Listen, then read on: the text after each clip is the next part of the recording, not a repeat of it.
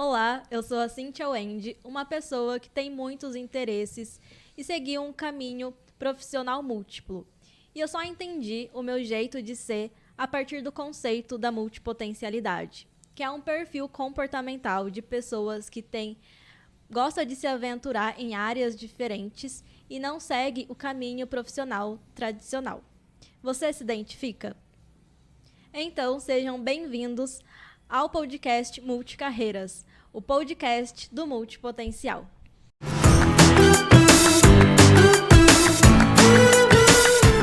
Desde os 20 anos, eu percebi que tem algo diferente comigo. Eu me formei em moda, mas logo depois eu comecei a ficar em dúvida se eu tinha feito a escolha certa. E eu vi várias outras possibilidades, desde propaganda e publicidade até artes cênicas. E mesmo dentro da moda, é uma área muito ampla, que tem muitas possibilidades de carreira para a gente seguir. E eu fui testando várias delas. Eu gostava de experimentar e ter experiências diferentes mesmo, para entender o que eu realmente gostava. E eu começava muito empolgada, achando que eu realmente tinha me encontrado naquilo, mas passava um tempo e eu começava a perder o interesse e eu sentia a necessidade de começar algo novo, de novo.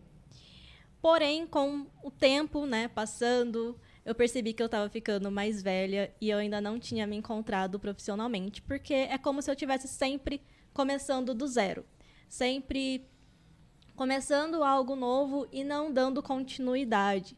Isso começou a se tornar um peso muito grande para mim. E lá pelos 30 anos, quando a gente acha que vai estar com a vida toda certinha, toda estabilizada, que vai estar tudo perfeito, eu vi que eu ainda tinha muitas coisas para resolver, principalmente em relação à vida profissional, porque eu não tinha ainda me encontrado e eu vi as pessoas da minha idade que já tinham criado uma carreira única e bem-sucedida, enquanto eu ainda estava mudando várias vezes. Mas, por sorte, eu encontrei o conceito de multipotencialidade que fez eu tirar esse grande peso das minhas costas. Foi como uma libertação, por eu entender que existem também pessoas assim como eu, que têm muitos interesses e que isso não é ruim. A gente só tenta se encaixar num perfil que não é o nosso, num padrão que, de certa forma, é imposto pela sociedade, de você escolher uma única profissão e fazer isso pro resto da vida. E a partir desse momento que eu descobri a multipotencialidade, eu comecei a estudar muito sobre o assunto e eu desenvolvi um método que ajudou dezenas de pessoas a também se libertarem e se encontrarem fora desse perfil padrão da sociedade, que é seguir uma única carreira. E como uma multipotencial que gosta sempre de fazer coisas novas e diferentes, eu vi no podcast uma oportunidade de disseminar mais ainda esse assunto que ainda é tão pouco falado, que é a multipotencialidade. Eu aposto que muitos de vocês que estão nos ouvindo estão entendendo nesse momento sobre esse tema. E para o primeiro episódio, temos um convidado que já quebrou vários paradigmas aí. E eu vou chamar ele agora para se apresentar. Anderson, por favor, conta a sua história pra gente.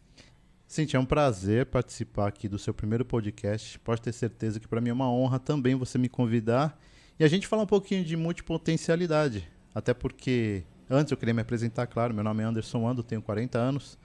Eu trabalho no Tribunal de Contas do Estado de São Paulo e eu acho que eu tenho bastante coisa para contar. Por isso que eu falei que é um prazer vir aqui e poder falar um pouquinho da minha vida. Vou levar em consideração que é mais um livro aberto para eu poder falar de tudo aqui e quem sabe motivar as pessoas que estão assistindo a gente agora. Eu tenho certeza que vai ser uma conversa muito boa. E Anderson, pra gente começar então, queria saber, antes de você já contar a sua jornada aí, de vida e profissional também, queria saber se você se identifica como um multipotencial. Pois é interessante isso daí porque quando você me convidou, eu vi a palavra multipotencial, na hora eu não compreendi muito bem qual que era a ideia. Depois que eu fui compreender, eu falei, poxa, que legal, né? Eu acho que todo mundo tem multipotencialidades. Todas as pessoas. Alguns com mais, outros com menos. Só que quando a gente tem a autoestima muito baixa, muitas vezes a gente deixa de compreender ou deixa de atentar para a multipotencialidade que a gente tem. E no meu caso, aconteceu mais ou menos isso. Eu venho de uma família, de um ambiente muito mais humilde, tá? E aí eu morei na periferia do estado de São Paulo, no Taboão da Serra, estudei escola pública minha vida inteira. É, era um ambiente onde existia muita criminalidade, muita droga, eu via todo dia. Não cheguei a participar dessas coisas, não usei droga, não, nada de crime.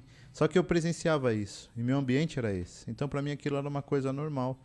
E eu não via perspectiva a ninguém. E eu também não tinha perspectiva de nada. Para mim, eu estava numa bolha, né?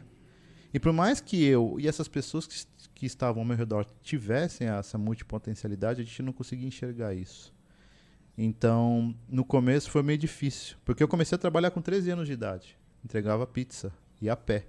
Meu condomínio era, como eu falei, Singapura, Inocop, onde eu morava, sabe? Coab. Era um condomínio de 37 blocos, mais de 5, 6 mil moradores. Eu entregava pizza lá dentro, a pé, e ganhava 50 centavos por entrega de pizza. E se eu não entregasse nada, eu não ganhava nada, não tinha salário, era exploração total. Mas me divertia, era melhor com 13 anos entregar pizza durante 2 anos do que de repente me envolver em criminalidade, essas coisas. Então, se eu tinha naquela época alguma multipotencialidade, eu não conseguia perceber. Não conseguiu perceber por causa do contexto que você estava inserido, né? O cenário talvez não permitisse que você explorasse essa multipotencialidade. E eu acho interessante, assim, que quando eu descobri a multipotencialidade, eu descobri porque eu estava perdida e eu queria fazer muitas coisas diferentes. E quando você encontra a explicação, né, desse conceito, falam que são pessoas que realmente mudam toda hora de profissão porque acaba perdendo interesse e aí começa a fazer uma coisa nova. Mas com o tempo, né, estudando o tema e também ouvindo histórias como a sua, a gente vê que nem todo multipotencial é assim, que ele começa a sua jornada explorando várias coisas.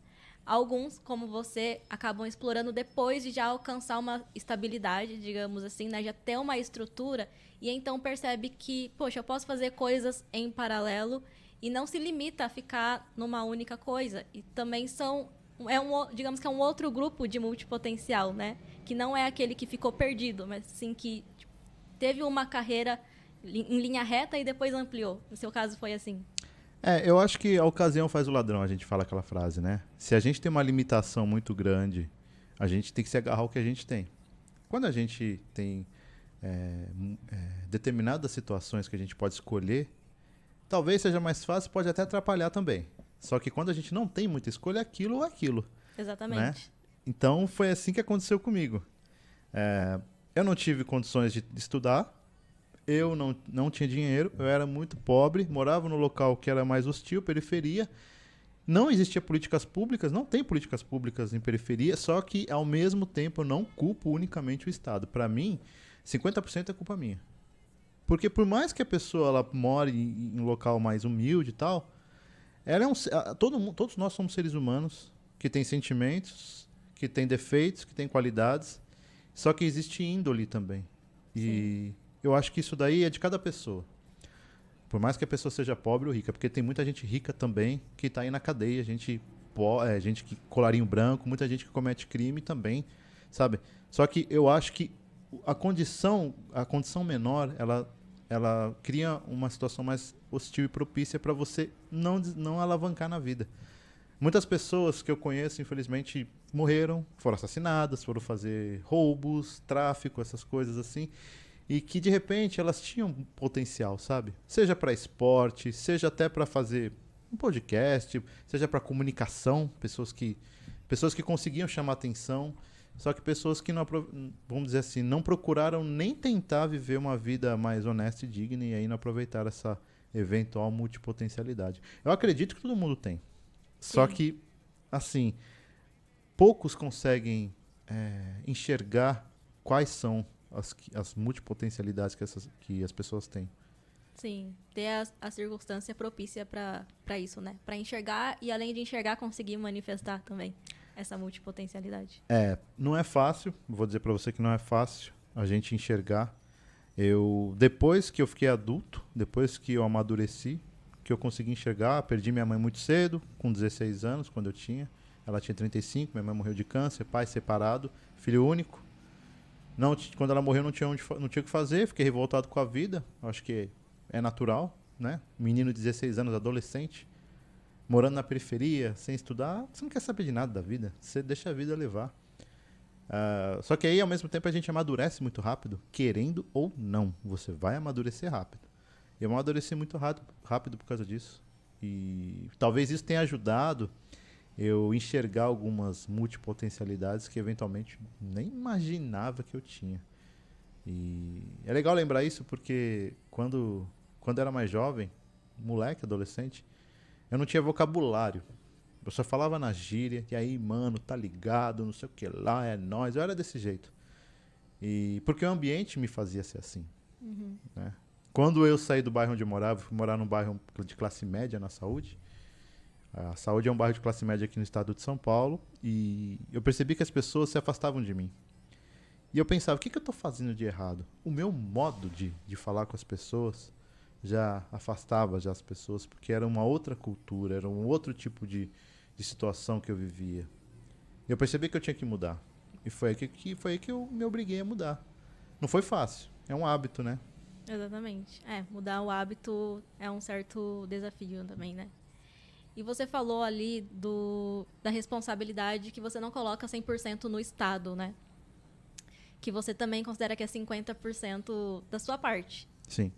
E eu vejo também que, para tudo, né? A gente, dependendo do contexto que a gente está, a gente pode colocar a culpa, por exemplo, a pessoa que tem ali uma vida que ela pode escolher muitas coisas e ela fica perdida por causa disso. Então, ela pode colocar a culpa que ela tem essa oportunidade de esconder, por isso que ela ficou perdida, né? Enquanto outras pessoas que estão na mesma situação podem aproveitar essa oportunidade de ter várias opções e conseguir crescer, da mesma forma que o cenário que você estava, né? Então, não é o cenário que faz a gente, mas é a nossa parte que faz com que a situação seja diferente, né? Então, você conseguiu fazer isso na sua história, independente do cenário que você tinha. Não, isso daí que você falou eu acho muito interessante, porque a gente sabe que a gente pode ler hoje que a depressão, ela é a mal do século, né? O pessoal fala que é doença de rico. Porque só rico tem depressão, né? O pobre não tem nem tempo de ter depressão, porque acorda às 4 da manhã, pega o trem, pega o ônibus, vai trabalhar, tem outro emprego, volta meia-noite. Esse não tem nem tempo de depressão, só o rico. É interessante isso daí, porque isso daí eu acho um preconceito besta, né? Porque depressão não escolhe. A pessoa tem, acabou, não importa a condição dela. E muitas vezes a pessoa que tem muitas condições, realmente, ela parece que é um tiro que sai pela culatra. Porque às vezes ela tem condição de tudo, mas ela não sabe fazer o que ela tem. Você tem tudo na mão, como se fosse que você... Vamos supor, você tem uma Ferrari na sua mão, você não sabe ligar a Ferrari. Exatamente. É mais ou menos isso. Ou senão você tem uma Ferrari na sua mão sem gasolina. É o que acontece. Aí o cara que tem um Fusquinha na mão, ele faz de tudo para aquele Fusca andar. Empurra, mas dá um jeito que aquele Fusca vai andar. E aí ele se sai melhor com aquele Fusca do que aquela Ferrari que não sabe nem ligar.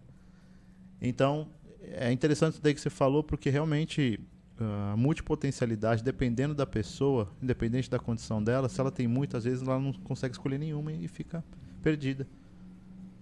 Sim. Eu até lembro algumas pessoas que a gente reconhece como multipotencial, que é da mídia mesmo, né? Um exemplo comum é a Anitta, porque ela cresceu também num ambiente que não era favorável, né, para ela crescer. E hoje ela faz muitas coisas diferentes. Então, ela usou aquilo que ela tinha para crescer. E hoje a gente sabe o tanto que ela cresceu na carreira dela. Mas, quando ela chegou num patamar, ela diversificou muito. Hoje ela faz diversas coisas, né? Não é só cantora. Então, tem vários exemplos de pessoas assim, né? Tem a sua história e outras pessoas também famosas que usaram o cenário, o contexto que ela estava que não era tão bom, digamos assim. O Whindersson Nunes, né? Também. Então, a gente tem muitos exemplos de pessoas assim, né? Então, é a pessoa que faz a história e não o contexto que ela está que faz a história dela.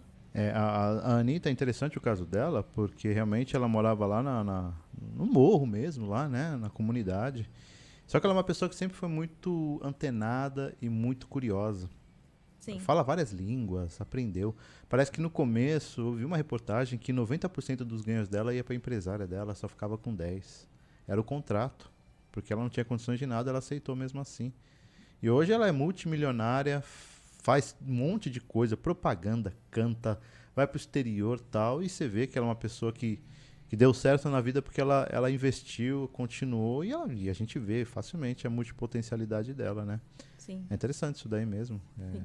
Tem gente que aproveita a situação. Mas vou dizer pra você, vou dizer pelo ambiente que eu cresci, muitas pessoas, eu não sei se a gente usa isso como desculpa, mas muitas pessoas onde eu cresci não usufruíram disso. Nem tentaram. Porque é fácil você ficar na mesmice. É fácil você ficar ali, eu sei que eu não tenho condições, eu vou ficar aqui. Eu sei que minha vida é assim, então é assim. Eu fico pensando, qual que é o seu objetivo de vida? Você não tem? Seu objetivo de vida é você acordar e trabalhar, voltar pra casa e dormir? A pessoa não... Se eu começar um dia a viver assim, eu não tenho mais por que viver. Eu acho que a vida o ser humano, ele só vive porque ele tem objetivo. Só vive porque ele tem objetivo.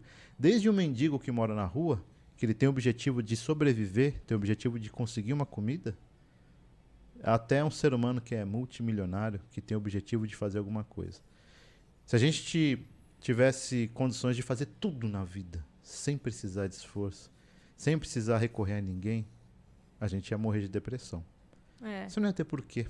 Eu quero tudo, eu consigo tudo. Eu quero ir pra lua, eu vou pra lua. Quero comprar o que eu quiser, eu compro. Não preciso fazer nada. Acaba o seu objetivo de vida. Chega um momento que você não tem mais por que viver. Seria até sem graça, né? Não tem graça nenhuma. Não tem graça nenhuma, sabe? Eu acho que isso que é o moral da vida. A gente ter objetivos. Não importa quais sejam. Você tem que ter seus objetivos. Sim, concordo com você. E eu queria te perguntar, se naquela época que você ainda estava decidindo o que você ia fazer lá pelos seus 18 anos, se você tinha muitas dúvidas em que profissão seguir, ou você tinha em mente que era uma questão mais de sobrevivência mesmo? Eu não tinha perspectivas. Não tinha. Eu não pensava nem o que ia fazer da vida. Eu só me via sobrevivendo. Não pensava no futuro. Porque minha autoestima ela era embaixo. E como eu falei, não tinha nem vocabulário nem nada. E foi quando a água bateu no pescoço.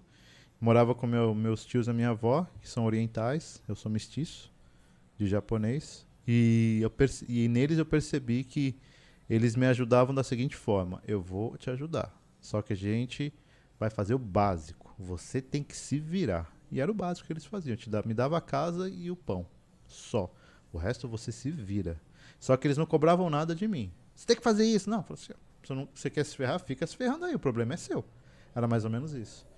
E aí, na época eu ficava meio chateado, eu falei, o pessoal oriental aqui não tem sentimento. Pelo contrário, o sentimento é esse verdadeiro sentimento. É eles verem você pescando, não te dar o peixe. Acreditar no seu potencial. Exatamente. Que você consegue. E foi aí que eu percebi.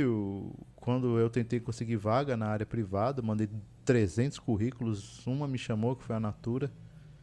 Fui fazer entrevista numa rodinha de 15 pessoas. Na entrevista, todo mundo falando dos objetivos, o que eles faziam, o que eles tinham. Falava inglês, espanhol, em vários países. Chegou minha vez, o último a falar. Falei, entrego pizza. É isso que eu sabia fazer, entregar pizza. E fazer qualquer coisa. Falei, trabalho de qualquer coisa. Falei isso. Me chama que eu tô aí para tudo. Aí o pessoal até deu risada na época lá, porque eu fiz o pessoal dar risada também, porque eu não sabia nem o que fazer. O que eu tava fazendo ali? Aí eu percebi realmente que não era pra mim aquilo ali. E voltei pra casa dando risada, porque a mulher falou assim, os nomes que eu chamarem aqui, por favor, na salinha. Chamou eu uma menina só de 15. E aí, o currículo fica aqui, um dia que eu precisar eu chamo você. E daí já tem 20 anos. Aí eu cheguei em casa e meu tio falou, eu falei pra você. Aí ele falou, presta concurso público. Meu tio era da área pública, ele fez concurso público. Meu outro tio também fez. Ele é auditor da Receita Federal e meu outro tio é do TRE. E eu falei, mas vocês são japoneses, estudam pra caramba, sempre estudaram. Por mais que a família foi muito pobre também, minha família da minha avó. Muito pobre mesmo, morava em Cortiço. O banheiro era do lado da rua. Você tinha que sair pra você ir no banheiro. E era um quarto só pra 5 pessoas. E aí eles se esforçaram na vida até passarem. E aí eu falei, não vou estudar. E eu falei, vou ter que estudar. Comecei a estudar, nossa, foi horrível. Inicialmente foi horrível pra mim estudar. porque eu nunca gostei, não tinha vocabulário, não tinha conhecimento, não tinha nada. E foi muito difícil. No começo foi muito difícil. E foram quantos anos que você estudou para concurso?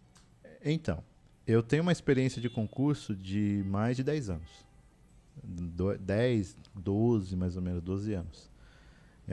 Tanto é que eu me especializei em concurso público. Eu demorei, para passar no primeiro concurso, uns 2 anos. 2, 3 anos. Né? Primeiro concurso de nível médio, eu lembro até hoje. E para mim foi uma alegria. Nossa, eu falava, eu tenho capacidade, sabe? A sua autoestima vai lá em cima. Eu falei, agora eu vou continuar. Eu continuei estudando. E nesse tempo eu passei em eu passei em 10 concursos públicos.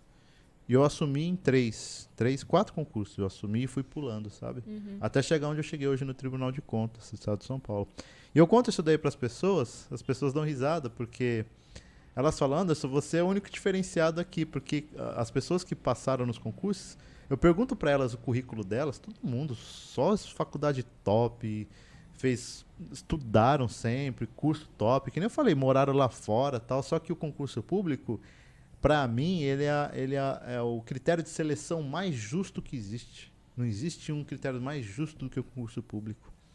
No momento que eu estava ali na Natura fazendo a entrevista, ali é um critério muito mais subjetivo para te escolher do que objetivo. E o concurso público não, ele não quer saber quem é você, não quer ver sua cara. Ele não quer saber. Tanto é que na hora de corrigir a prova, só tem o número da inscrição ali. Não tem nada de você. E aí eu falei, é isso que eu vou fazer. E foi aí que eu consegui. O concurso público foi a maneira, para mim, mais justa de seleção de pessoas. E hoje eu tô, graças a essa situação de eu poder escolher o que eu quero sem ninguém interferir na minha vida. Só dependo de mim. Não dependo de ninguém. E aí eu consegui. Foi isso. E nessa época que você estava estudando e fazendo os concursos, você pensava em outras coisas ou não? Seu foco era só esse mesmo? Eu não pensava. O meu foco era esse na época porque era o que eu conseguia enxergar pela minha limitação. Como eu te falei, a minha limitação em multipotencialidade, ela me envolveu até na hora de fazer concurso público, porque era a única coisa que eu conseguia enxergar que eu de repente estava na minha capacidade pela ausência de uma estrutura educacional. Uhum. Eu não tive uma base. É mais ou menos assim, só para fazer uma analogia. Imagina que você quer montar um prédio, você quer subir um condomínio, um prédio. Se você não fizer uma estrutura do prédio boa, esse prédio vai cair. Então você tem que fazer uma estrutura ótima. Eu não tinha essa estrutura, eu mexia em cima do prédio, eu não mexia lá embaixo. Então para mim foi muito difícil, porque em qualquer momento o meu prédio ele poderia cair. E quando você tem uma estrutura muito boa, você monta uma base, aquele prédio nunca vai cair. E além do mais, depois que você monta o prédio, você tem que ficar fazendo reparos nele. O que são os reparos? É você se atualizar. Você tem que, além de você estudar, você tem que se atualizar. Estou falando na área de concurso público, tá? Na área também, mesmo na área privada, você quer ir para o mercado. Hoje o mundo mudou. O mundo hoje é da tecnologia. Hoje ninguém pergunta se você tem conhecimento em informática. Quem que pergunta isso? É uma obrigação. Muitas vezes a pessoa nem pergunta se tem conhecimento em inglês. É uma obrigação hoje. O mercado é assim. Então, eu não tinha. Então, o que eu vou fazer? Eu vou ter que prestar concurso público. Foi aí que eu não enxergava mais nada na minha capacidade naquele momento. Pode ser que, de repente, eu tivesse? Pode ser, mas eu perdi lá no passado essa oportunidade. Volto a falar. Grande parte culpa minha. Uhum. E nessa época você se sentia assim, desafiado? Você gostava do desafio de estar ali estudando e ver se você ia passar? Como que era isso pra você? É interessante porque quando a pessoa vê que... É o desafio, claro. A pessoa tenta, e quando saiu o meu nome no Diário Oficial que eu fui aprovado, muita gente comemora gritando, pulando. O meu foi um alívio. Eu vi meu nome e fiz... foi um alívio. E uma pessoa já falou isso. Eu tenho um canal de concurso público e uma pessoa escreveu exatamente isso e eu vi nessa pessoa o que ia acontecer. Eu vi nela o que aconteceu comigo. A pessoa escreveu assim, gente, eu passei no concurso, quando eu vi meu nome, não foi de alegria, foi de alívio. Foi isso que aconteceu para mim, um alívio. Um alívio. Eu não sei explicar. Porque por mais que a pessoa ela vislumbre aquilo lá, ela quer muito. Tem gente que comemora, pula, vai para não sei para onde, pula de bungee jump. Eu não, foi um alívio. Parecia que, juro pra você, parecia que saiu um piano assim das costas e falou assim, agora sim. Isso no primeiro concurso que você No primeiro passou. concurso. Eu não sei explicar. Nos outros, eu até senti um alívio, mas foi mais alegria, porque eu já estava garantido, Uhum. sabe? Eu já estava garantido. Então, não foi aquela coisa assim. É, por exemplo, eu vejo o Roger Federer, aquele tenista, né, que aposentou recentemente, tem uns 2 anos. O que eu achei impressionante nele é que ele ganhou 20 títulos de Grand Slam, que é o torneio mais difícil. Ele ganhou 20 títulos e no 20º ele chorou. Ele chorava em todos os títulos que ele ganhava. Pra mim, aquilo ali é uma maneira de você expressar a sua satisfação. Porque a pessoa que ganha 20 vezes e ainda chora, ela faz com amor. Sim, É verdade. com amor, porque uma pessoa que consegue uma vez, chorei, 2 vezes, pô, que legal, 3. O cara tá na quinta, sexta vez, ganhei. Não se acostumou, né? Ganhei. É sempre uma novidade, assim, pra É. pessoa. Mas ele não, todo título que ele ganhava de Grand Slam, ele comemorava de uma maneira que não tinha como explicar. No dia da despedida dele, que foi um jogo de demonstração, tava ele e o Nadal. Se você procurar na internet, no YouTube, o Nadal não conseguia respirar de tanto que ele chorava. Se você procurar no YouTube, tem o Nadal, mas ele ficava sentado assim chorando, era a despedida do Roger Federer, não é nem do Nadal. De tanto amor que eles levavam pela profissão, a amizade deles. E eles levaram essa ideia de aceitar o esporte na vida deles como um amor assim incondicional.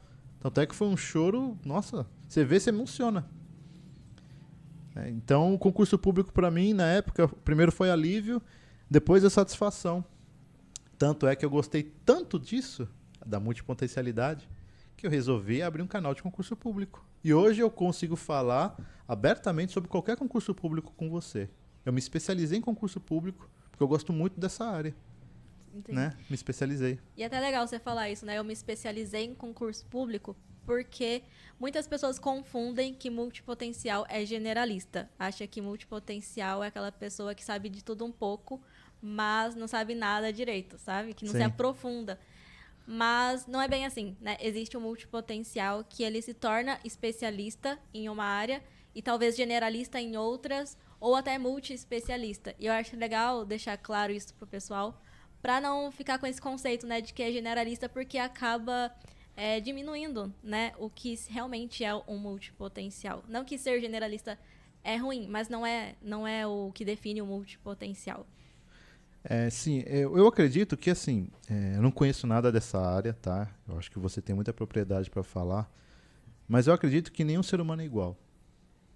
Eu acho que tem pessoas que nascem com dom para alguma coisa, dom para outro. Tem gente que nasce com dom para música, dom para esporte, dom para culinária, assim, dom para inteligência. Então, por mais que cada pessoa nasça com um certo dom, nada impede que essa pessoa tente se especializar em outros que ela não tenha, desde que ela fique com a habitualidade ali tentando, sabe? E aí isso pode virar multipotencial nela. Uhum. Não sei se eu tô falando besteira, porque realmente eu não conheço nada dessa área. Sim, faz sentido. No meu caso é estudar. Eu nunca gostei de estudar, nunca foi minha praia. E eu percebi que estudando eu consegui passar em um monte de concurso público. Foi a habitualidade que me fez. É um talento, né? Um talento que você tem, que você conseguiu abrir ele para várias possibilidades. Né? Tanto para sua carreira como servidor público, o seu canal, né, que você fala sobre isso, e entre outras coisas que você faz também, que depois você vai contar pra gente. Sim. E daí, e quando você estava já estruturado, assim, digamos, estabilizado com o concurso público, quando foi que você começou a diversificar?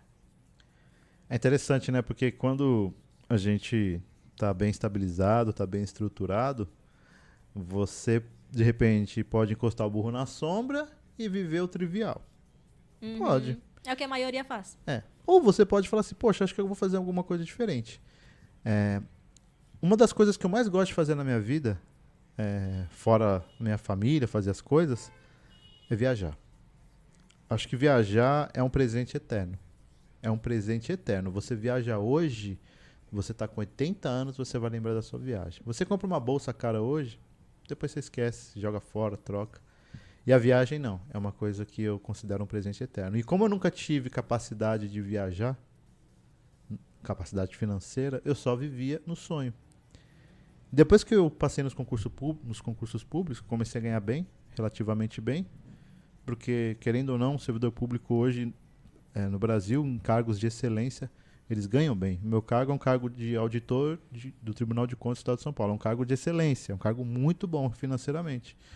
Então eu posso viajar. E eu fiz muitas viagens depois que eu comecei a trabalhar na área pública.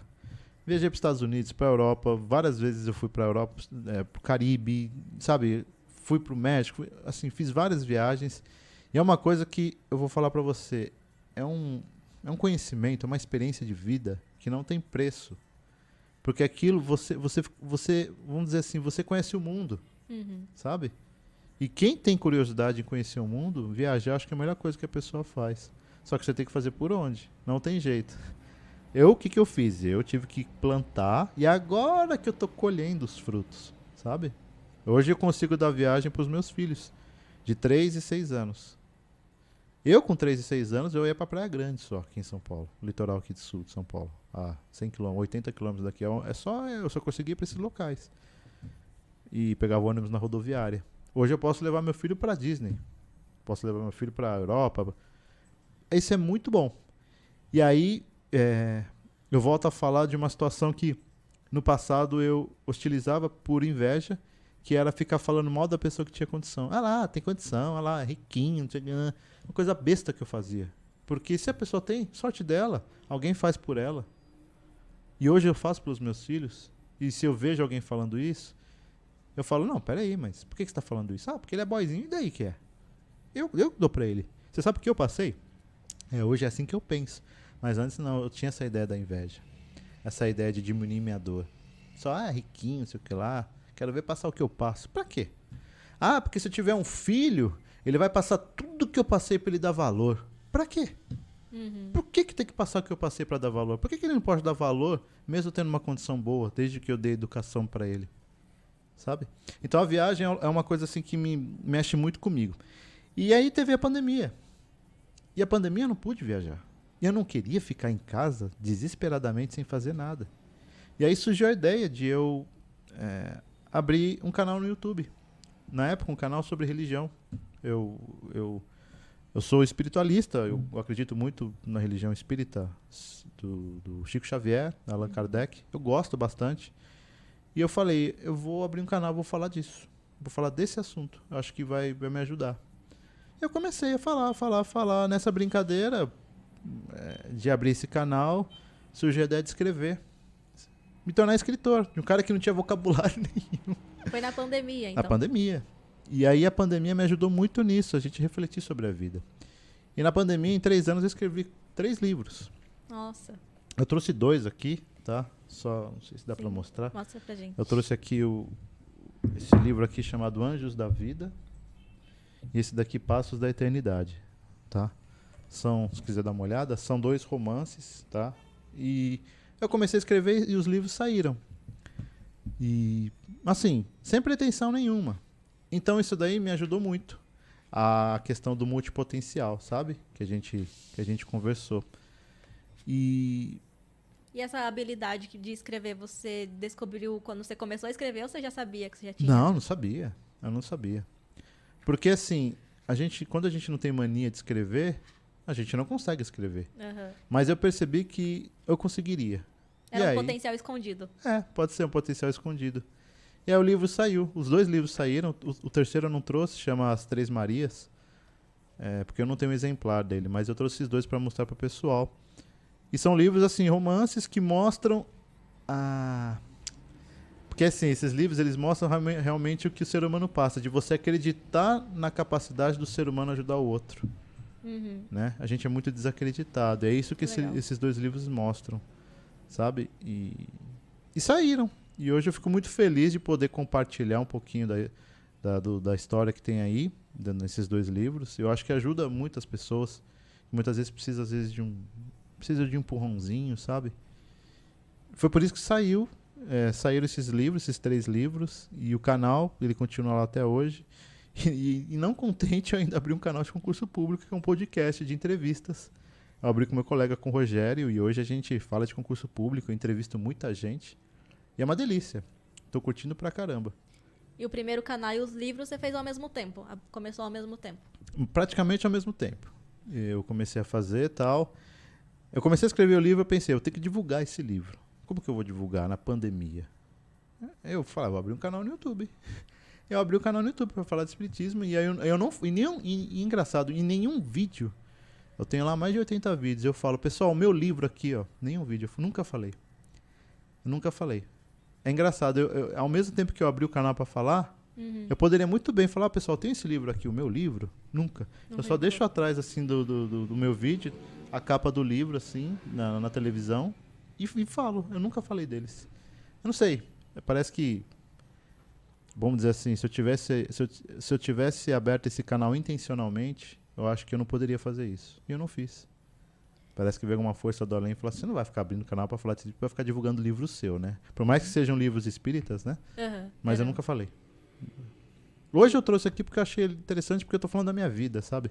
Eu não tô aqui para falar de religião. Eu tô aqui para falar de multipotencialidade, então eu achei interessante falar sobre esses 2 livros que eu escrevi em relação à multipotencialidade, tá? Não é para ficar fazendo propaganda, tá? E quantos anos que você tinha na época que você começou a fazer essas outras atividades? Eu tinha uns 35, mais ou menos, 34. Foi a 36. idade que, então, digamos, a sua multipotencialidade começou a se manifestar, né? Não que você não era, mas foi quando você encontrou, digamos, a oportunidade para colocar o seu potencial, seus vários potenciais para fora.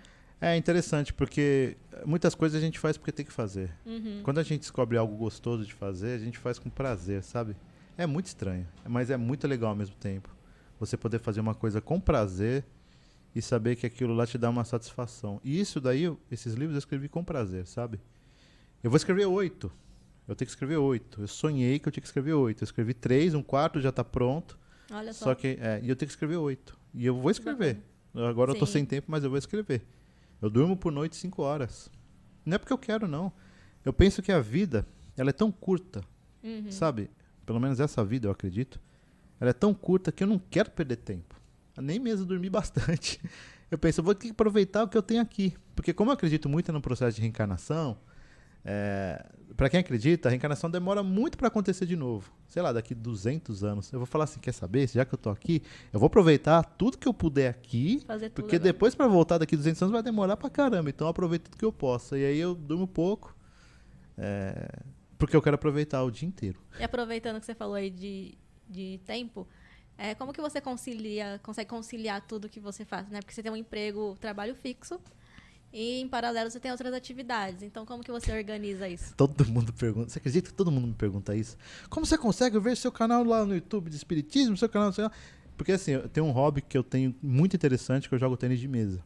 É um esporte que me dá um prazer gigantesco. Quando eu não jogo, eu fico até mal. Mal mesmo. Eu acho que ele mexe com os nossos hormônios. O hormônio do prazer, da serotonina, da endorfina. E como meu corpo está acostumado com esses hormônios, se eu não vou jogar, parece que ele sente falta e eu fico nervoso. Então eu jogo tênis de mesa à noite, tá? Toda noite? Não, duas vezes por semana. Veio gravar no meu podcast um dia também. Vou pra academia todo dia na Smart Fit. Faço academia também. Fico com os meus filhos, sabe? E trabalho das 8 às 5. E mesmo assim, eu dou um jeito porque, como eu falei pra você, eu durmo 5 horas por noite. Isso daí também me motivou porque eu assistia muito o vídeo do Leandro Carnal. Eu acho ele espetacular. Eu acho esse cara muito bom. E o Leandro Carnal, ele falava, pra chegar onde eu cheguei, eu durmo 4 horas por noite. Aí eu falei, pô... E quando ele falou isso, eu não dormia 5 horas por noite, eu dormia mais. E ele falou, tem que aproveitar a vida. Eu falei, Isso porque o Leandro Carnal é ateu e não acredita em nada. Só acredita que você vai morrer e acabou, você vai virar pó. E mesmo assim ele fala, tem que aproveitar a vida que eu tenho aqui. Eu te fiz essa pergunta de como você concilia, porque muitas pessoas acabam se limitando, né? De falar, eu tenho vontade de fazer várias coisas, mas eu não tenho tempo, né? Não consegue visualizar que é possível fazer tudo isso. Mas você consegue, né? Você prova que é possível, sim. Porque não é só uma atividade em paralelo que você tem várias outras em paralelo. Sim, muitas. Eu não paro. Além da vida pessoal, né? Que você tem 2 filhos, tem a família. Sim, eu não paro.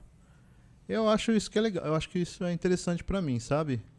Pela vida que eu tinha, sem perspectiva de nada no passado, de repente eu vejo hoje, me vejo fazendo tantas coisas, Parece outra vida. é outra vida. E realmente, volto a falar, eu não queria que ninguém passasse pelo que eu passei, sabe? Desde perder a mãe muito cedo, tal, até chegar onde eu cheguei, porque eu acho que cada pessoa, ela carrega a cruz que ela pode. Para quem acredita em Deus, para quem acredita no divino, eu acredito que ele vai dar a cruz para você que você tem capacidade de carregar. Ele não vai te dar uma cruz mais pesada. Então eu acredito que se de repente aquela pessoa ela tem capacidade de carregar aquela cruz, eu não vou ficar dando mais cruz para ela carregar. Ah, que nem eu falei, se eu sofri, você vai sofrer também. Por quê? Por quê? Ela precisa para ele evoluir, para ela aprender com a vida? Às vezes não precisa. Por que eu vou fazer a pessoa sofrer? É isso que eu penso hoje, sabe? Cada um carrega a sua cruz. Então a gente não pode forçar situações à toa. Eu acho que é bom a gente sempre verificar a situação antes da gente tomar medidas drásticas. Sim. E você tem outros projetos em mente que você pensa também tirar do papel, executar? Então, os projetos para tirar do papel, realmente, eu já tirei, que é o meu canal do YouTube, né? Mas os maiores projetos nesse momento é continuar fazendo as minhas viagens. Inclusive hoje eu já até pesquisei umas viagens. Fazer minhas viagens e também pensar assim no futuro em escrever os outros livros, porque eu sinto que eu tenho que escrever, sabe? Para mim é como se fosse não é a palavra obrigação, mas eu conciliei essa situação. Eu vou fazer, eu vou ter que fazer, eu não quero saber, eu vou fazer. Sabe, o meu futuro mesmo é terminar de escrever os livros e viajar. Eu acho que viajar é um dos maiores prazeres que a gente tem na vida. Em relação aos meus filhos, claro, ver os filhos crescerem, serem pessoas na vida que consigam, sabe, consigam atingir os ideais deles. Eu não vou ser aquele pai que fica passando a mão na cabeça, porque de repente você pode criar até um monstrinho, sabe? Mas mostrar o que é certo, o que é errado, tentar mostrar, porque ninguém é igual, foi como eu falei pra você, eu acho que todo mundo tem a sua evolução, todo mundo passa por um momento na vida, então eu não posso comparar a minha vida, do meu filho, da minha filha, de ninguém. Minha vida é minha vida, dele é dele, mas o que eu puder ensinar, eu ensino. E hoje, no seu trabalho, você tem vários trabalhos, na verdade, né? Mas o seu principal trabalho, você sente prazer nele, que é como servidor público, você sente prazer no que você faz, ou seu prazer mesmo está nas outras coisas que você encontrou em paralelo? Eu sinto prazer em todos. Primeiro porque o serviço público foi o que eu sempre almejei, desde quando eu comecei a estudar para concurso público. Se você faz um MBA, se você faz um mestrado, você não faz por obrigação. Você faz porque você escolheu aquilo. O concurso público é uma escolha. Se você pega um subemprego, eu não vou dizer qual subemprego, mas a gente conhece muitos subempregos. Muitas vezes você não escolheu aquilo. É o que tem para você. Porque você não estudou, porque você não foi atrás, você não quis algo melhor, você sentou seu burro na sombra. E aí o subemprego tá ali para você, mas porque você escolheu aquilo. Agora, o concurso público eu escolhi. Então, assim, eu vou todo dia trabalhar. Nunca fui trabalhar, eu tenho que trabalhar. Eu vou trabalhar porque eu gosto. Eu escolhi e deu certo. Vou dizer pra você, eu passei em alguns concursos públicos, eu já trabalhei em local na área pública que eu não gostei e eu estudei pra sair. E foi o que eu fiz. Eu saí. Eu não fiquei falando que é muito chato, não quero ficar aqui, porque eu ficava falando pro meu colega, porque aqui é horrível. Não. Eu só falei uma vez, não gostei daqui, o ambiente é pesado, as pessoas são individualistas, ninguém quer ajudar ninguém, eu vou sair. E eu comecei a estudar. Passei e saí. Eu estudei pra ganhar menos. Não importa. Eu vou sair daqui, eu saí. Foi o que eu fiz. Hoje não. Hoje eu trabalho com gosto. Eu vejo pessoas que eu gosto. Eu vou trabalhar com satisfação. Nunca vou trabalhar de mau humor. Isso pra mim é muito bom, sabe? Então isso daí já começa daí que pra mim é um prazer. E as outras coisas, então, é muito mais ainda. Poxa, que nem eu falei, hoje eu faço tudo que eu gosto. Então pra mim isso é muito bom.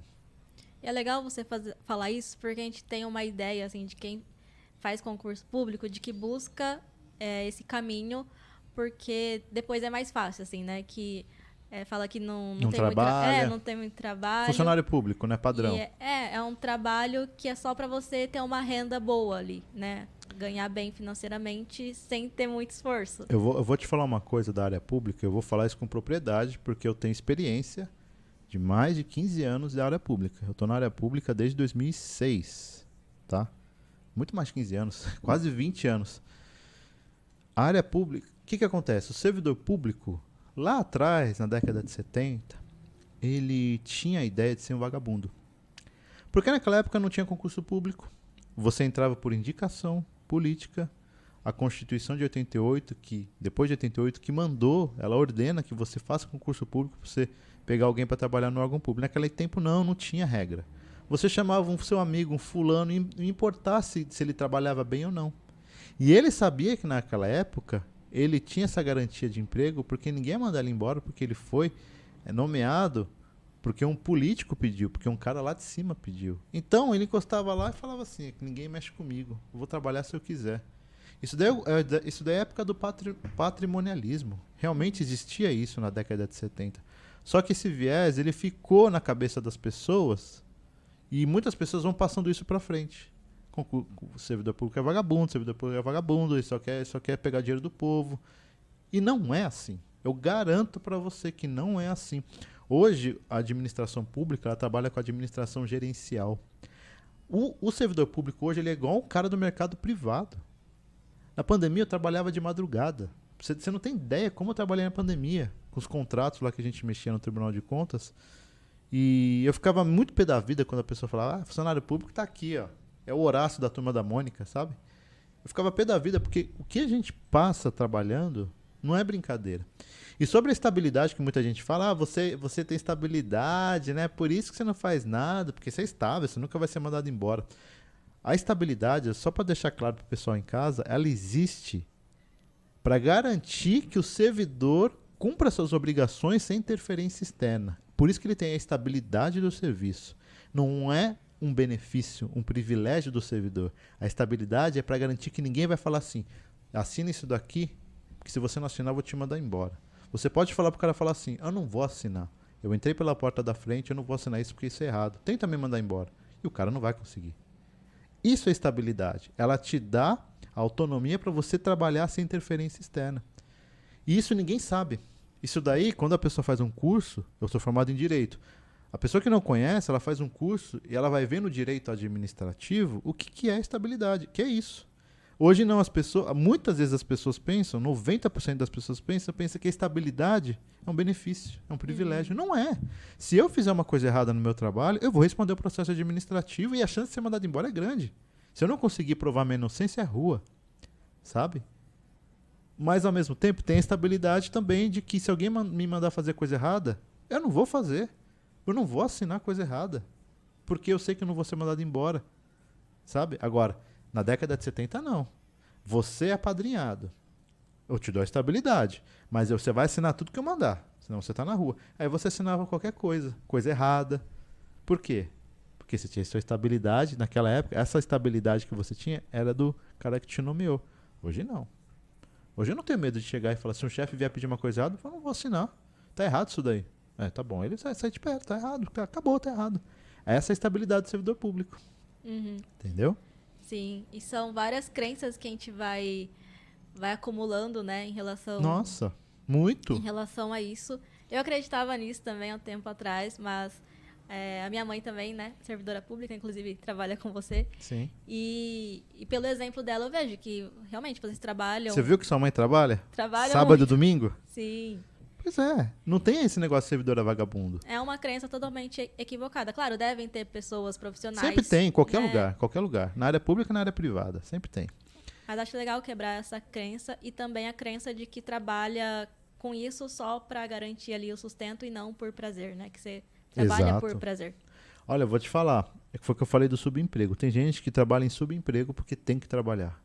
Não tem jeito, a pessoa tem que trabalhar, não tem escolha. Isso deve ser complicado, tá? Eu entreguei pizza, só que eu tinha 13 anos, eu era um adolescente. Nem adolescente, eu era moleque. Então, pra mim, era uma diversão. Mas a partir do momento que você tem uma família constituída, você tá no subemprego, ganhando um salário mínimo, até menos. às vezes sendo xingado, você não quer estar ali, mas você tem que estar, isso eu acho complicado. É bem difícil. Eu nunca passei por isso. Mas eu acho que deve ser bem complicado. Sabe? Agora, se você fez por onde, no meu caso, eu prestei concurso público sabendo o que eu queria, poxa, pra mim isso é um prazer gigante, eu poder acordar e trabalhar. Nossa, é muito bom. É muito bom você não se preocupar com o final do mês. Você poder fazer uma dívida, porque aquela dívida você vai cumprir. Uhum. Você não sabe como é bom você colocar a cabeça no travesseiro sem pensar em dívidas. Porque isso daí é uma das coisas que mais acaba com família, sabe? Dívidas. E aí eu consegui enxergar isso no serviço público. Por isso que eu vou com prazer onde eu trabalho. E se eu não sentisse mais prazer onde eu trabalho, a primeira coisa que eu ia fazer é pedir para trocar de setor, pedir para trocar de sessão, ou se não, estudar para outro concurso público. Eu faria isso. Eu não ia ficar todo dia, tem que vir aqui, tem que vir aqui. Eu não ia. Nossa, a vida é tão curta para ficar chorando, reclamando, sabe? Tudo bem, a gente tem direito de reclamar e chorar. A gente é ser humano, falho. Mas a gente não pode achar que isso se torne um hábito na nossa vida, sabe? Uhum. E assim, você teve iniciativa para começar várias coisas. Queria saber se você se vê como uma mente empreendedora. Olha, eu me vejo, sabe? Eu me vejo, só que eu preciso da garantia. E a minha garantia é meu emprego. É um valor que você tem, né? Um É. valor pessoal. Sim. A minha garantia é meu emprego. Eu não consigo me ver empreendendo sem ter uma garantia. E eu acho que é o maior desafio das pessoas, porque normalmente se a pessoa quer empreender, ela não tem uma garantia. Eu tenho. Então, para mim, é fácil empreender. Por isso que eu me vejo como empreendedor. Como empreendedor. Não estou dizendo que eu serei um, mas eu consigo me ver hoje como um, porque eu tenho minha garantia. Agora, você se vê como empreendedor saindo de onde você está para você abrir um empreendimento? Não me vejo. Eu tenho a minha segurança. Eu estudei muito para chegar onde eu estou. Muito, muito, muito. Noite sem dormir. Então, eu valorizo assim, cada minuto que eu tenho de onde eu trabalho, e eu não vou abrir mão do meu cargo para de repente eu entrar na área privada e me empreender. Por mais que eu ganhe 10 vezes mais, sabe? Porque eu acho que não é só o dinheiro também. É a satisfação de estar onde eu sempre quis. Uhum. Mas eu me vejo sim empreender. E você ter a tranquilidade também, né? Nossa. Porque se a segurança é um valor importante pra você, se você largar, você não ia viver em paz, né? Sempre Não. com aquela apreensão, nossa, será que vai dar certo, né? Mas eu vou dizer para as pessoas que estão em casa, tá? Isso daí é um pensamento meu. Sim, Eu acho que as individual. pessoas... Tem muita gente que tem potencial para arriscar. Sim. Muita gente que é muito boa, conversa bem, que consegue sim empreender sem ter nada. Sabe? Tem muita gente que consegue isso e eu bato palma para essas pessoas. Pessoas que arriscam, pessoas ousadas, que vão com audácia e conseguem. Eu sou mais conservador, Uhum. pela vida que Sim. eu tive. E é importante as pessoas perceberem o perfil, né? Que tem. É, Se é mais conservador, se é um perfil que já gosta de arriscar mais, porque isso faz toda a diferença. exatamente. Provavelmente a pessoa que gosta de arriscar não vai se sentir confortável como um servidor público, por exemplo, porque vai estar se sentindo preso ali, né? Muito limitado. Às vezes o cara ele não quer trabalhar sentado em frente ao computador no escritório. O cara fica louco, sabe? Não quero isso pra mim, não. Eu quero entrar numa fábrica, numa indústria, andar, mandar o cara fazer aquilo, ou senão eu vou fazer operacionar. Tem gente que é assim. É o negócio da multipotencialidade, né? Sim. Pra você ver, como multipotencial também tem perfis diferentes, né? Sim. Não dá pra colocar tudo numa caixa. Querer rotular todas as pessoas iguais, porque somos seres humanos diferentes, né? Temos as nossas peculiaridades. Eu vou dizer pra você, Cíntia, que... Eu não sei se é errado o que eu vou falar. Eu não sei se nem essa palavra é essa, hipocrisia, mas eu acho muito errado quando a gente fala qualquer um pode, qualquer um tem capacidade de fazer isso, qualquer um... Não é assim. Se eu falar assim, qualquer um pode jogar igual o Messi, qualquer um pode jogar o Cristiano Ronaldo, não é. É só querer, né? É só querer, só você se esforçar. Tem tanta gente que vê uma situação dessa, qualquer um consegue, a pessoa tenta, não consegue, se frustra, que às vezes ela abre mão da vida dela tentando ser um Cristiano Ronaldo e nunca vai ser. Não é porque ela é uma incapaz, é porque aquilo ali não é pra ela. Ela tem outros talentos. Exatamente. Então eu fico muito chateado quando as pessoas falam isso. Qualquer um pode, não é? Sim. Eu acho que isso é tão perigoso falar isso. Eu também não gosto. quando Nossa, falam eu acho tão perigoso. Qualquer um pode chegar aqui na frente e falar aqui no microfone. Tem gente que é tão tímido que não consegue falar uma palavra. Eu era tímido, mas a minha timidez, ela era pela ausência de vocabulário. Foi o que eu falei pra você, minha autoestima ela era lá embaixo, então eu não conseguia nem falar porque eu não tinha conhecimento de nada. Mas eu sei que depois treinando, eu percebi que não era timidez. Na verdade, era autoestima baixa. Só que tem gente que é extremamente tímida e pode conhecer muito, mas não vai ter coragem de chegar aqui na frente igual a gente está conversando aqui. Agora, qualquer um pode, não é assim, sabe? Eu acho que isso é muito perigoso. Você falar qualquer um pode, porque a pessoa ela se sente lá embaixo. Nossa, se ele falou qualquer um pode, eu não consigo, então eu sou um nada. Sabe? Isso daí eu acho muito perigoso. Então, eu não acho certo falar qualquer um pode. Qualquer Sim. um pode. É que tem habilidades que são treináveis, né? Eu acredito que falar em público é treinável desde que a pessoa queira e aquilo faça sentido pra ela. Mas tem outras habilidades que, se a pessoa não tiver naturalmente aquilo, fica difícil desenvolver, né? Igual você falou do Messi, a pessoa não tem habilidade, talento pra jogar bola, Sim. fica difícil. Ela, por mais que ela treine, ela nunca vai conseguir desenvolver aquilo. Sim. Eu não, acho muito perigoso fazer isso. Eu digo isso até pelo meu canal lá do concurso público. E eu falo lá muitas vezes, falo, gente, quando vocês ouvem muitos caras vendendo curso de concurso público, falando, você pode, qualquer um pode, a pessoa ela cria um sonho. E muitas vezes, ela não é para ela aquilo ali. Não é que a gente está falando, abaixando a capacidade daquela pessoa. De repente ela até consegue, se ela se esforçar muito, muito mais. Mas às vezes ela não é para ela. Então eu acho perigoso. Qualquer um pode. Eu acho que a pessoa deve falar assim, olha, não é fácil, é difícil. Veja se você quer isso. Pesquisa. É isso mesmo que você quer? Tenta. Você viu que não é pra você? Ah, eu acho que é pra mim, sim. Eu vou tentar mais. Então tenta.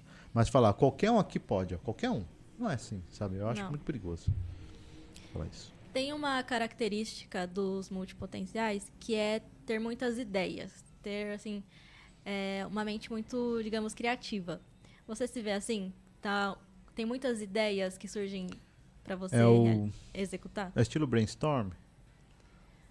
É quase isso, né? Que você tá numa roda e você começa...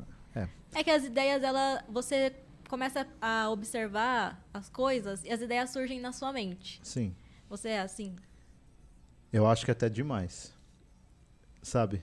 Não é Você que vê oportunidade em muitas coisas. Não é que eu seja um sonhador. Eu vislumbro muitas coisas. Nossa, muito. Às vezes tenho tanta ideia. Só que muitas vezes é difícil você tirar as ideias da teoria para botar na prática, porque muitas das ideias não dependem só da gente. Sabe? Tem pessoas que dependem da gente, tem pessoas que dependem do nosso sustento. Então a gente não pode ter ideias sem pensar na responsabilidade de quem está em nossas voltas. Se eu fosse um cara de repente sozinho, sem responsabilidade nenhuma, eu colocaria muita ideia na prática. Porque eu sei que se acontecer de dar errado, não vou prejudicar ninguém. Então existe um limitante em cima disso. Mas só que esse limitante, ele não é absoluto. Por mais que exista, por mais que a gente tenha ideias, eu acho que a gente tem que pensar muito bem e tentar colocar na prática sim.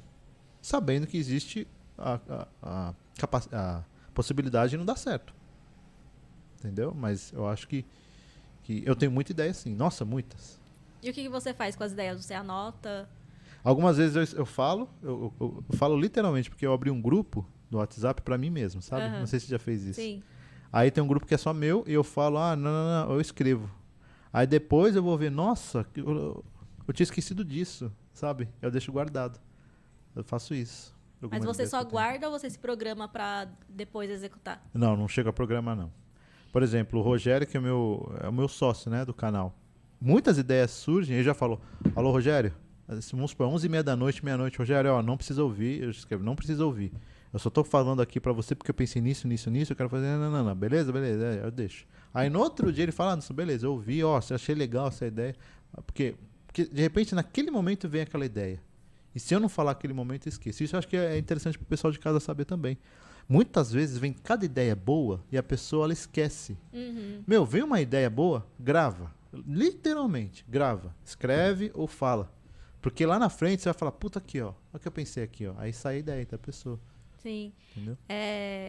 Eu falo para as pessoas, né, nas minhas redes sociais, assim, para ter um caderno de ideias. Porque quem é multipotencial costuma ter muitas ideias. E se a gente não tira da cabeça, começa a ficar pesado. Começa a meio que travar o nosso funcionamento, porque a gente fica pensando tanto naquilo que a nossa mente não se ocupa com o que realmente tem que fazer, né? Então você tira aquela ideia da cabeça, mas ela tá guardada ao mesmo tempo. Então você sabe que você não vai perder aquilo, né? Que ela tá bem guardada. Então ter um caderno só para ideias é algo que eu gosto bastante, e eu tenho o meu também caderno de ideias, né? E não quer dizer que eu vou executar tudo aquilo que eu tô escrevendo, mas é para saber que ela tá lá, e se em algum momento eu quiser executar, né, ela tá ali para ser usada. Então esse é o intuito, né, desse caderno. Por isso que eu te Sim. perguntei o que você faz com as suas ideias. Então, muitas vezes eu escrevo. E outras coisas que eu faço também, como eu falei, eu escrevi os livros, eu acredito muito no espiritismo. De madrugada direto eu sonho com palavras estranhas, vem palavras estranhas, cidades com nomes estranhos. Eu durmo muitas vezes com um papel sulfite do meu lado e uma caneta. Porque vem um nome na hora lá, eu esqueço quando eu acordo. Puta, qual era o nome? Eu não consigo lembrar, mas agora o que eu faço? Eu escrevo o nome. Aí eu vou pesquisar no Google. São nomes que nem existem, mas muitas vezes eu acho no Google. Aí eu faço com alguma correlação, alguma semelhança. É uma cidade, não sei da onde. Pô, já sonhei com o nome de cidade lá da Europa, que eu nunca imaginei que existiria. Existe lá na Europa a cidade. Tal. E aí, de repente, é um sonho que eu tive, eu lembro até hoje. É um nome lá bem diferente, lá da França. Nunca vi aquela cidade, interiorzão, e eu coloquei lá o nome da cidade no Google e existia. E aí eu entrei lá na Google Store, Google Street, e aí eu vi a rua, falei, putz, essa rua que eu sonhei, era exatamente a rua que eu tinha sonhado, sabe? Exatamente. Então eu faço isso também. Eu escrevo assim muita coisa pra não esquecer, Aham. sabe? E quando eu não escrevo eu me arrependo, porque eu falo, Sim, puta, eu perdi a eu ideia. também.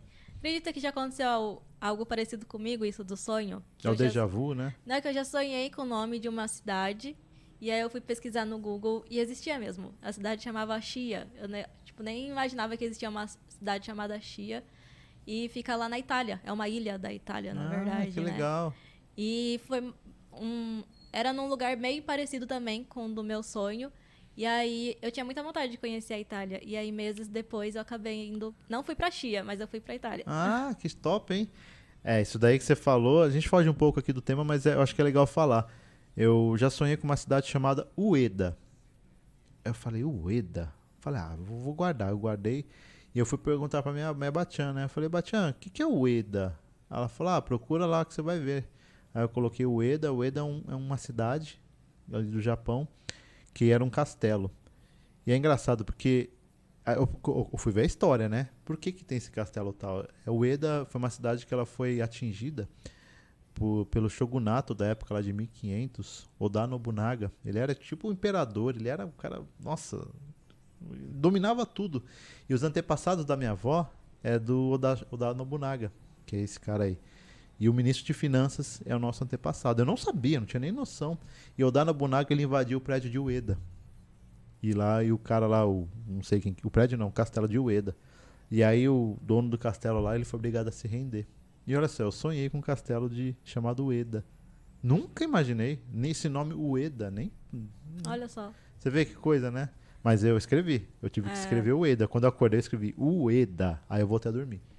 Aí eu fui pesquisar, deu isso. Eu acredito também nessas coisas de sonhos, que a É. nossa mente nos manda mensagens, né? Inclusive a multipotencialidade, eu recebi meio que assim por um sonho.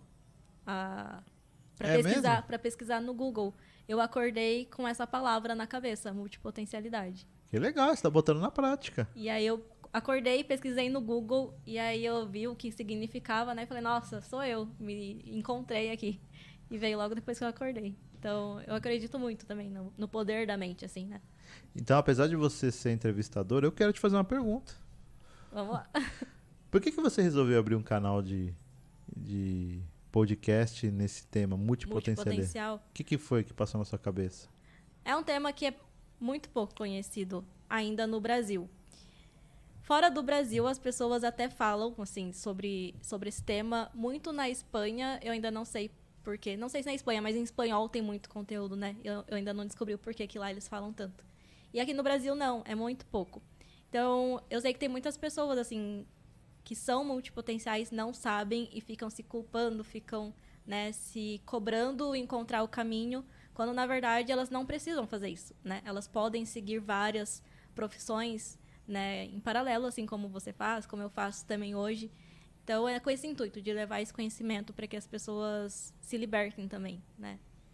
Ah, que legal. Achei interessante você colocar na prática. Eu vou dizer pra você que é um tema que eu nunca tinha visto. Então, Na é hora que você muito me pouco conhecido. convidou, eu falei, putz, que legal, dá pra falar muita coisa. Né? É um tema bem aberto, né? Sim, Você pode entrevistar qualquer pessoa que tenha multipotencial, e eu acredito que muita gente tem, acho que quase todo mundo tem um multipotencial escondido. com certeza. E eu lembro que quando eu comecei a falar sobre esse tema no meu Instagram, eu recebia várias mensagens de pessoas falando: Nossa, eu me identifico também como multipotencial. Agora que você falou, eu entendo por que eu sou assim. Então, várias pessoas começaram também a se sentir mais leves depois disso, né? Então, eu vi que realmente fazia sentido divulgar esse conhecimento e não ficar guardando só pra mim. É interessante que você divulga e você ajuda as pessoas, né? Eu tenho certeza que muita gente que assiste a gente, a pessoa pensa assim, poxa vida, eu fico reclamando, de repente eu tenho potencial para tal coisa e eu não tenho coragem de colocar para fora. Por quê? Por quê, sabe? Uhum. Então, às vezes ajuda a pessoa que tá assistindo a gente e ela descobre um potencial que está escondido nela. Às vezes por insegurança. No meu caso, ausência de educação, de vocabulário. E a pessoa às vezes consegue expandir isso daí, né? Sim. E quando a gente estava conversando, né, eu achei muito legal você vir participar aqui desse episódio para as pessoas verem que não existe um modelo único que a gente pode seguir, né? Existem vários formatos e você se diversificou, digamos assim, depois de uma certa idade, quando você já estava estável na sua carreira e é algo que você gosta muito de fazer, né? Então as pessoas não precisam se prender que, nossa, eu já tô, sei lá, com 40 anos e não consigo fazer mais nada, né? O que não consigo mais me reinventar, não, né? Não tem idade para Não isso. tem idade. Tanto é que hoje em dia acabou aquele negócio de que o mercado não tá mais pegando gente velha. Porque não tem mais essa. Ah, você tem quantos anos? 30 anos, não vamos pegar mais não. Pelo contrário, hoje o mercado ele tá se expandindo para o pessoal de 40, 50 anos, que é um pessoal que agora tem experiência. Eu acho isso muito legal. O mercado privado, eu tô dizendo. Antes não, lembra? Sim, Ah, você tem 23, 24. Não, já é velho já. Não, já é velho para minha empresa, porque você tinha que entrar com 20, 22, para você entrar como trainee, para se tornar júnior e vai crescendo até executivo. Hoje não. Hoje o cara ele tem 40 anos, 50. Fala assim, pô, seu currículo é bom, meu. Vem trabalhar com a gente aqui. Porque esse cara aí, ele tem experiência. Ele consegue, de repente, gerenciar uma equipe. Isso eu acho muito legal. Não tem idade. Não existe idade. Sabe, eu tô começando agora a entrar com 40 anos nesse mundo nesse mundo de YouTube, por exemplo, sabe, de ser um que antigamente influencer era só para adolescente, né? só para adolescente. Antes só tinha negócio de adolescente. Hoje o YouTube, ele é uma ferramenta de trabalho. Uhum. Ele deixou de ser uma coisa só para você se divertir, passar o tempo brincando. Só Hoje não. entretenimento, Só não é só. entretenimento. Não, hoje é uma ferramenta de trabalho. Tem professores, tem pessoal de podcast que fala de assuntos sérios, sabe? Tem jornalistas. Hoje, muitos jornalistas que são de emissoras grandes aí, que são demitidos ou pedem para sair, abrem um canal no YouTube para falar lá de jornalismo, sabe? Então, o YouTube hoje, eu acho que ele é uma forma de você expandir o conhecimento, de dar oportunidade para as pessoas, que eu acho que isso é maravilhoso. Sim, E bem democrático. sim, exatamente. Então, eu acho legal. Sabe, o YouTube ele ajuda as pessoas. Que nem eu falei, de repente você vira um influencer, um youtuber, você ajuda as pessoas e isso te dá uma satisfação. Uhum, com certeza. Então, eu quero te agradecer, Anderson, por ter aceitado participar aqui, compartilhar a sua história com a gente, né? Espero que o pessoal aí que assistiu, que ouviu esse episódio, tenha se inspirado aí na sua história de vida, né? Para realizar muitas coisas ainda, colocar o potencial para fora e contribuir com a sociedade, porque a gente está aqui para isso, né? O nosso potencial não é só para o nosso prazer, é para a gente ser útil também para as outras pessoas. Eu agradeço, fico muito honrado, de verdade, ter sido o primeiro, né? E eu torço muito para que dê certo o seu canal. Eu acho que seu canal tem muito potencial, né? Que é multipotencialidade, tem muito potencial para dar certo. E eu espero, realmente, eu acho que vai dar certo. Eu agradeço a todo mundo que ficou até agora assistindo a gente. Tá? Agradeço a você pelo convite. Agradeço muito. E eu espero realmente que De repente eu posso até voltar aqui mais pra frente pra gente falar sobre mais Sim, com coisas certeza. legais. Com certeza. E eu agradeço ao público que assistiu a gente até agora, eu fico muito feliz. E assim, eu não quero fazer propaganda, mas se você tiver curiosidade, procura lá na Amazon o meu livro. Tem Sim. lá. E o seu canal? O meu canal. O meu canal, ó, assim, só se você for da área de concurso público. De repente, se você não for dessa área. Mas se você for dessa área do concurso público, meu canal chama Como Passei. E Como o outro? Passei. Chama Espiritizando com Anderson Ando. Dois tá? canais aí. São gente. 2 canais, eu tenho esses 2 canais. E se a pessoa que tiver curiosidade também conhecer os livros, procura na Amazon lá, Passos da Eternidade e Anjos da Vida. E quiser dar uma lida lá, ver o que a pessoa acha, pode fazer críticas, falar mal, eu não me importo não. Então, pessoal, também agradeço aí todo mundo que assistiu até o momento. E aproveitem para se inscrever aqui nesse canal podcast, deixar o seu like se você gostou desse episódio. E comente aqui o que você achou, o que você mais gostou desse nosso primeiro bate-papo. E a gente se vê, então, no segundo episódio desse podcast Multicarreiras. Até lá. Muito obrigada. Tchau, tchau.